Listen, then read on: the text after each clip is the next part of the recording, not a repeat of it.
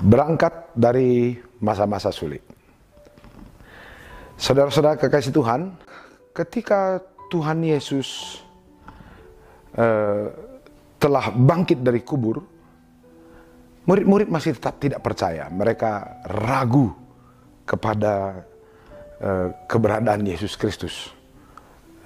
Karena kematian Yesus itu ditafsirkan oleh mereka sebagai sebuah kekalahan dalam perjalanan kehidupan mereka bersama guru mereka. Tapi yang unik di sana adalah Tuhan Yesus selalu mencari cara bagaimana supaya murid-murid bisa percaya kembali kepada Tuhan. Saya sangat menyenangi karakter Tuhan kita ini. Kalaupun manusia berulang sekali tidak percaya kepada Tuhan, tidak percaya kepada janji Tuhan, tidak percaya pada kuasa kebangkitan Tuhan, tapi Tuhan kita selalu mencari cara bagaimana supaya murid-murid menjadi tetap percaya. Jadi kalau kita lihat dalam perjalanan pelayanan Tuhan Yesus setelah dia bangkit, dia keluar dari kubur, dia bertemu dengan murid-murid beberapa kali ketika mereka bersembunyi di rumah.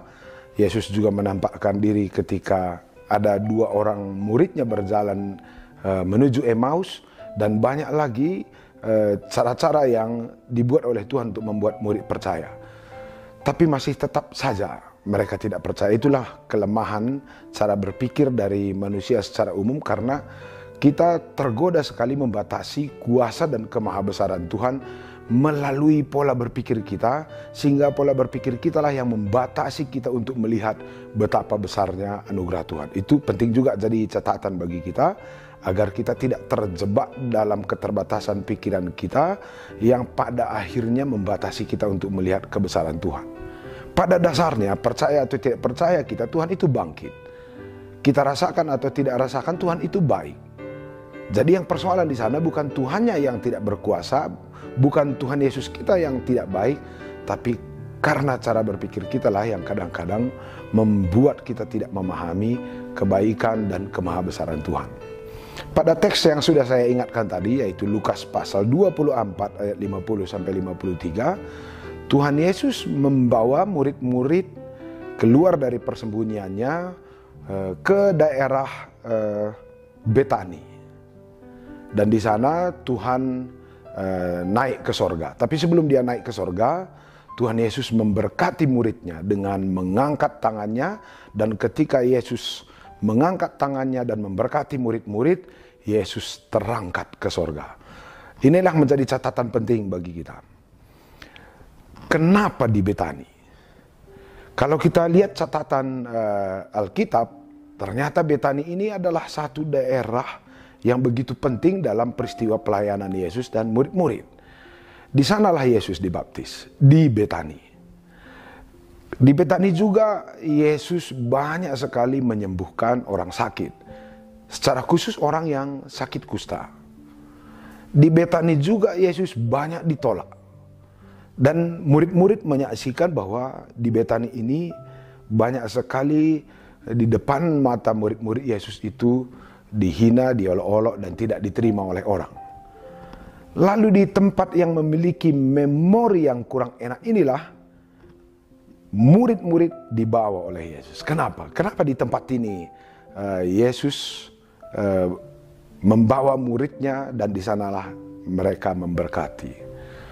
Ternyata ketika Yesus naik ke sorga, murid-murid itu tidak dijanjikan akan bergerak melalui sebuah nuansa yang aman, tidak bergerak dari zona nyaman, tapi bergerak dari tempat-tempat di mana mereka melayani bersama, di mana kesulitan mereka lihat, mereka saksikan, dan mereka rasakan.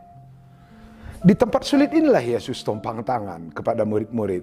Ini semacam penahbisan begitu ya, ditahbiskan di tempat sulit. Alangkah banyaknya kita, para pelayan Tuhan, baik pendeta maupun penatua, penangkuhan atau penahbisan itu kita bayangkan sebagai cara Tuhan untuk membawa kita kepada zona nyaman. Ternyata ini bukan. Ketika Yesus naik ke sorga, dia menopangkan tangannya, memberkati murid-muridnya di tempat sulit. Apa itu maksudnya? Mereka itu ditutus mulai bergerak bukan dari tempat aman tapi dari tempat sulit, karena itulah yang akan menjadi pengalaman spiritual mereka untuk mengingat, melihat, merasakan kembali bahwa Tuhan tidak pernah dikalahkan oleh situasi sulit. Kalau secara umum kita kan mencari daerah aman ya, situasi aman, situasi sulit. Ternyata bergerak melayani ini tidak perlu datang dari sana. Kita kembali dibawa kepada nuansa-nuansa awal dan diingatkan kembali kepada peristiwa betapa Tuhan itu ada bersama kita dalam situasi sulit, dan dalam situasi sulit itulah Tuhan memberkati. Berkat itu dalam bahasa Ibrani ditulis dengan barakah. Berkah kata orang Arab, berkat kata orang Indonesia. Berkat itu adalah karakter Allah yang Dia berikan bagi kita untuk melipat gandakan, baik melipat gandakan fungsi, melipat gandakan jumlah, melipat gandakan energi, melipat gandakan daya tahan. Jadi sangat menarik ini untuk kita pergumulkan, bahwa berkat yang Allah beri itu bukan supaya kita terarah atau mencari tempat pelayanan yang aman, safety zone begitu ya. Jadi berkat itu diberi oleh Allah pada kondisi-kondisi di mana Allah itu menginginkan kita menjadi sumber berkat juga bagi orang lain. Coba perhatikan kitab Kejadian pasal 1 dan 2, itu dimulai dengan Allah menciptakan segala sesuatu yang teratur dan baik, mulai dari dunia yang kacau balau, gelap gulita dan tidak berbentuk. Maka dalam konteks yang rumit dan kacau ini, manusia juga diciptakan oleh Tuhan dan kembali terulang.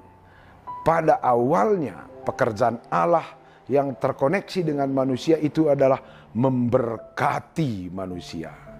Karakter Allah yang luar biasa ini, yang sifatnya melipat gandakan, Dia beri kepada manusia supaya manusia memelihara dunia yang sudah diciptakan oleh Tuhan dari kacau menjadi rusak.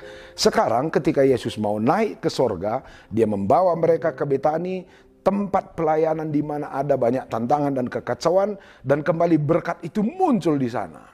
Ini agak mirip dengan penciptaan dunia dan penciptaan manusia, di mana manusia diberkati untuk menjaga dunia supaya tetap teratur.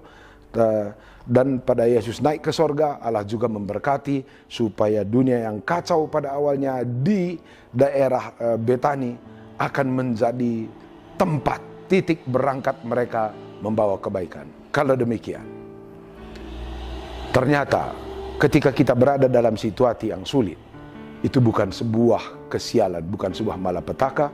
Jangan-jangan ini sebuah panggilan, karena Tuhan memang menginginkan kita memberi diri kita menjadi berkat bagi dunia, mulai dari tempat yang sulit, kacau, yang agak susah, dan di sanalah kita dipanggil untuk memberi diri kita, membagikan anugerah Allah yang sudah Dia beri pada kita, mengembangkan berkat dari Allah yang sudah Dia beri bagi kita. Kalau begitu, tempat sulit bukan malapetaka, tapi tempat sulit, nuansa kacau, tantangan kehidupan, jangan-jangan adalah sebuah panggilan, titik berangkat yang Allah inginkan kita kerjakan untuk kita rombak dan kita perbaharui. Selamat bergerak melalui kesulitan.